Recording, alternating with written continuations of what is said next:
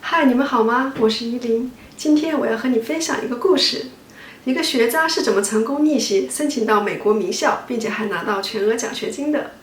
首先，这个故事的主人公不是我是从古典老师的书《跃迁》里面看到的。有一个国外的普通大学的大三学生，想要报考国外一个大牛导师的研究生，并且还必须要拿到全额奖学金，因为他没有钱自费留学。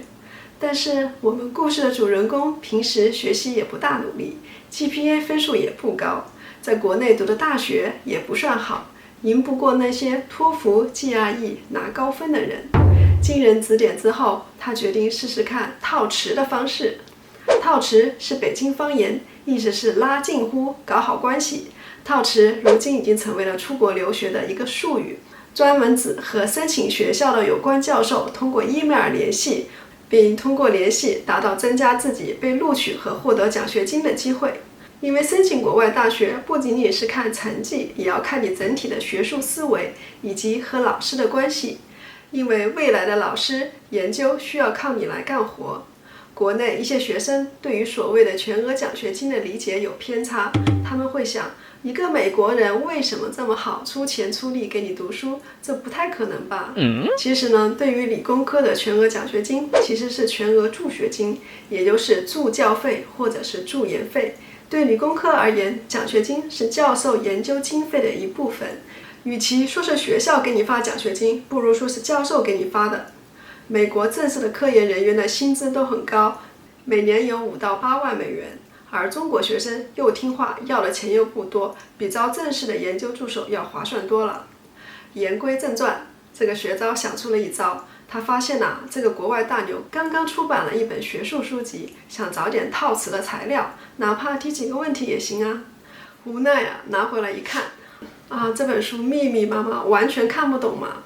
不过他灵机一动，去找自己化学系的系主任。主任我最近想做点学术研究，在看这本书，不过其中有几个问题不太懂，你能给我讲一讲吗？化学系主任接过书，心里头微微一赞，这小子可以国际大牛的最新著作。不过系主任那可是经过大风大浪的，他微微的沉吟，轻描淡写的说，好，我现在有课，你明天下午过来吧。当天晚上，系主任书房孤独的小台灯亮了一夜。第二天见面，系主任简单的讲了讲书中的大意，为了表现出水平，他还接着说，当然了，这本书也有一定的局限性，比如学渣全部都认真的记下来了。对，你猜对了，因为他准备原封不动的翻译成英文，再发给那个学术大牛。不过翻译也需要理解于是他又搞到凌晨3点，总算翻译完，然后发送睡觉。亲爱的教授，我是一名来自中国的普通化学系学生，我在阅读您的大作，觉得非常专业又有趣。此处省略几百个马屁。下面我冒昧的提出一些自己非常不成熟的见解，当然这些都是照搬化学系主任的原话。第二天早上，学渣收到了回复邮件。看来这位学术大牛也吃了一惊，大三学生就能有这个思想深度，真是不容易他以为自己是当代哈代遇到了哈马努金，于是立马回信，并附上了自己的一些观点。学渣收到信以后，好一顿狂翻书，狂理解，总算差不多明白大牛在说些什么。于是下午，你猜对了，他又去找系主任。系主任正坐在办公室里抽烟，看到他夹着本书进来，心里头微微得意。小伙子，你果然没有明白我在说什么吧？学渣坐定，掏出书来放在桌子上，一脸讨好的说，主任我看了您的指点，收获很大我又想了一下，有一些自己的观点，不知道对不对。于是你能想到的，他把学术大牛的话又转述了一遍。就这样，这一晚，主任家书房孤独的小台灯又亮了一夜。就这样来来回回的好几次，直到他顺利申请上了这位海外大牛的研究生，同时也谢绝了国内系主任的邀请。你可能会有点担心，这样的三脚猫功夫能应付得了未来的学术研究吗？答案是可以的。因为这位学渣无意中使用了最有效的学习方法，那就是联机学习，成为知识的路由器。在来回翻译信件，不断把双方的语言翻译成自己的话传递出去的过程中，他在不知不觉中对这个细分领域有了深刻的洞见。这些深刻的洞见呢，又配合专业知识，让他短期之内实现了巨大的飞跃。学渣之所以能在中美导师的思想交锋中获得自我跃迁，不是自己找答案，而是通过联机学习，用答案换答案。相比于过去的学习思考的单机学习方式，这是一种镶嵌在社会网络之中的学习方法。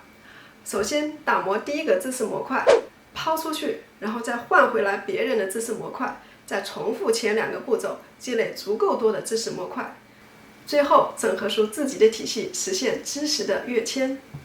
这种学习方式之所以一开始让人不舒服，那是因为它超越了我们原本的学习方法。过去是自己学自己悟，那才是真本事。在信息爆炸时代，调用和整合他人的答案显然更为重要。在传授稳定的系统化的知识层面上，显然前者更好，但是在学习最新的还没有人整合的知识方面，显然后者更好。所以可以引申为3种学习思路。第一，传统的学习思路，自学，自己看书，自己找答案。第二，联机学习，也就是前面这个故事里学渣所用的方法，通过和同行之间交流，用答案换答案。第三，跨界联机学习，也就是不仅限于同行，而是跨行学习交流，用答案换答案。今天最新的知识的源头并不在某个教授的脑子里，或者是某一本书的某一页，它在大脑和大脑的碰撞中，在问题和知识的交汇之处，在一线高手的交流之中。所以联机学习可以快速提升你的认知效率。现在是一个知识爆炸，终身学习也学不过来的时代，与其按部就班一步一步学习，不如带着问题学习，找答案，和其他人切磋，联系更多的大脑一起思考问题，借助社会和科技的力量放大自己努力的收益。这就是我今天想要分享给大家的内容。一个学渣利用了联机学习，短时间内实现了自己的飞跃，成功申请上了美国名校。如果你也是理工科，也想申请海外名校，不妨利用这个方法试试看哦。